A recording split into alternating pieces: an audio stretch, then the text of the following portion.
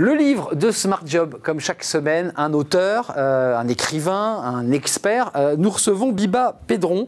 Bonjour Biba, merci d'être avec nous.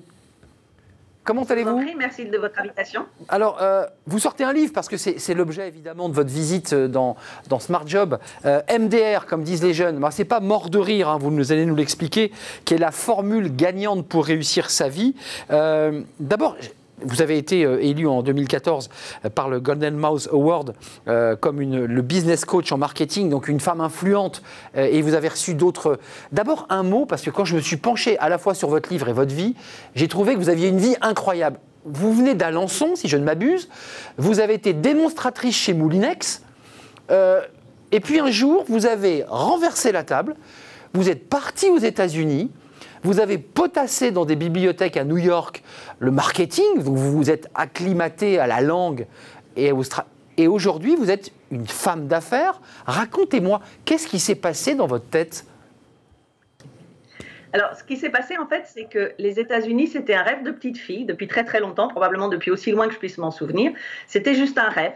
Et souvent, les gens pensent qu'un rêve, ça doit juste rester un rêve, surtout quand c'est un rêve d'enfant. Sauf que moi, j'ai réussi à réaliser mon rêve. Donc, ça a pris du temps, ça a pris des années, effectivement. Il a fallu avoir plusieurs jobs, plusieurs activités. Et en fait, en 98, j'ai quitté mon job un vendredi soir pour lancer le premier business à Paris le lundi matin, sans savoir ce que j'allais faire véritablement, sans savoir comment j'allais trouver de l'argent ni trouver des clients, mais simplement parce que ça allait être la possibilité pour moi d'avoir la liberté de partir quand je voulais, faire la navette quand je voulais aux États-Unis. Donc c'est à partir de là que j'ai commencé. Après, ça a été la galère pour s'y installer parce qu'il y a des histoires de visa, c'est compliqué, où j'ai rencontré 5 avocats d'immigration qui m'ont dit que ce ne serait jamais possible et j'ai réalisé avec le 6e.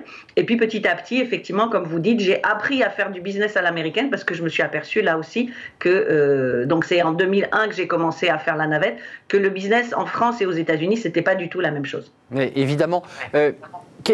Alors, vous avez écrit plusieurs livres avant, hein, je précise. Dans celui-ci, MDR, d'abord MDR, c'est ce que disent les jeunes, c'est mort de rire, c'est ce qu'ils mettent sur les SMS ou leurs messages Instagram. Qu'est-ce que vous avez voulu transmettre dans ce livre-là? Alors, les livres précédents étaient essentiellement marketing. Celui-ci, il est plus mindset. Donc, si on devait traduire le mot mindset, on dirait état d'esprit, même si je trouve que le mot état d'esprit ne correspond pas au mindset américain, mais c'est ce qui se rapproche le plus. Et en fait, dans ce cas-là, MDR, ça veut dire motivation plus détermination égale réalisation de tous vos rêves, de tous vos projets, de tous vos objectifs et même des rêves les plus fous. Donc, en fait, tout le livre explique que quelle que soit la situation de sa vie, en fait, on peut réaliser tous ses rêves. Et comme je dis toujours, on a le contrôle de sa vie. On n'a pas toujours le contrôle de ce qui se passe dans notre vie. La preuve, l'année a été un peu compliquée pour tout le monde. Mais on a toujours le contrôle et le pouvoir sur ses choix et sur ses décisions. Donc ce livre, c'est vraiment... Et c'est même plus qu'un livre, parce que je voudrais même l'emmener vers un mouvement MDR, de dire à tout le monde que quoi qu'il arrive, en fait, il ne faut jamais lâcher ses rêves, il ne faut jamais lâcher ses projets.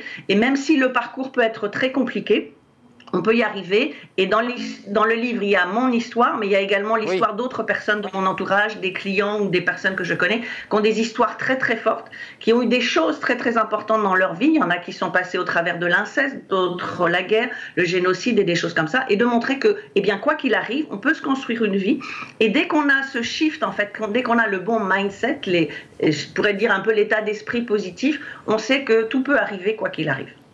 C'est un mot qu'on utilise en France, vous parlez de mindset parce que vous êtes totalement imbibé de la culture américaine. En France, on parle de résilience, c'est la capacité aussi de résister aux pressions extérieures, aux violences extérieures, aux douleurs. Quelle a été votre force, vous? Parce que, je veux dire, c'était chaotique, ça a été l'obstination, ça a été un charisme, parce que j'ai lu quand même que vos clients étaient un peu hallucinés de votre manière de faire du networking, c'est-à-dire votre capacité à créer du lien, à faire se rencontrer les gens. Et même aujourd'hui encore, vous racontez que vous continuez à faire ça en visio. C'est incroyable, ça tient sur votre charisme d'abord. Oui, je pense que déjà le fait que, alors quand j'étais petite, on me demandait toujours pourquoi les États-Unis. J'ai jamais vraiment pu répondre. C'était juste comme ça. Donc, et en fait, je me suis aperçue en arrivant sur place que effectivement ma mentalité en fait allait plus vers le côté américain, le côté je fais des choses, le côté même si je sais pas où je vais, mais j'y vais quand même. Je réfléchis pas trop. Je fais d'abord le où, quoi, comment. Je le cherche pas. Je prends la décision que je vais faire quelque chose et je le fais jusqu'au bout, même si entre temps il y a un certain nombre d'obstacles qui arrivent. Et justement, le premier business que j'ai lancé aux États-Unis, c'était d'organiser des soirées networking, ce que j'ai fait à New York pendant 5 ans. Alors qu'en France, en 98, la première activité que j'avais montée, c'était du télémarketing. Parce que je voulais, parce que moi, en fait, je voulais un business que je puisse déplacer à un moment donné aux États-Unis. Les invités, Dominique Restido, qui est avec nous et qui est resté avec nous, avec Laurent Benoudis, ça vous évoque quoi, la success story d'une Française qui rêve d'aller aux États-Unis? Ce que vient de dire Biba, ça me rappelle un souvenir. En 98, j'étais aux États-Unis. Puisque dans une promo d'une école qui est l'exécutive MBA d'HEC aujourd'hui, une école de la Chambre de commerce de Paris-Île-de-France, et des gens à qui on donnait nos cartes de visite parce qu'il y avait plein de rencontres qu'on faisait, et un soir, il y avait une soirée networking, et les gens nous donnaient leurs cartes de visite, et dessus, il y avait une adresse email. Ah, c'est quoi, je peux vous garantir qu'en 98, vous devez le savoir, il n'y avait pas beaucoup d'adresses email sur nos cartes de visite. Ouais. Et là, il y avait un portable à 0, j'ai découvert ça. Ils en avaient tous un. C'était assez hallucinant. Mais Biba, d'une manière abrupte, avant de nous quitter, malheureusement le temps presse, mais est-ce qu'il n'y a pas un danger comme ça à nous faire rêver et nous dire que tout est possible, alors qu'on sait que la vie est difficile, qu'on se casse la figure et que parfois, même quand on repart au combat, on n'y arrive pas? Est-ce que c'est pas dangereux? Non, parce que justement, mon souhait avec ce livre et ce mouvement, c'est qu'il y a effectivement une différence de mentalité entre la France et les États-Unis, où en France, on est plutôt à avoir le verre à moitié vide, alors qu'aux États-Unis, il est plutôt à moitié plein. Donc c'est de prouver justement, et le livre fait 320 pages, donc c'est 320 pages qui prouvent effectivement que c'est pas juste du rêve, qu'on peut avoir un rêve, effectivement, mais si on n'en fait rien, si on passe jamais à l'action, ça reste qu'un rêve.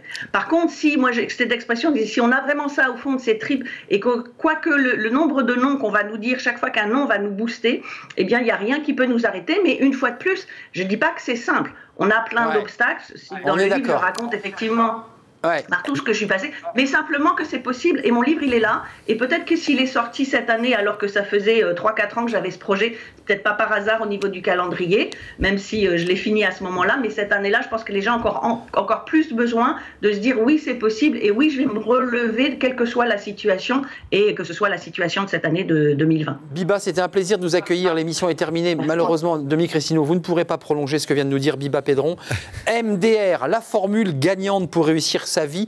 Il y a beaucoup d'énergie, beaucoup de charisme et une petite pincée de mysticisme à la fin de l'interview de Biba.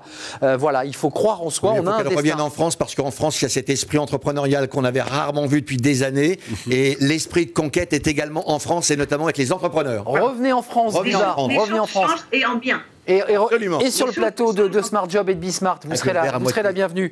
Merci à vous, merci de votre fidélité, merci aux équipes techniques, aux réalisateurs. C'est pas Hector aujourd'hui, mais c'est Fanny Griesmer qui était dans mon oreille.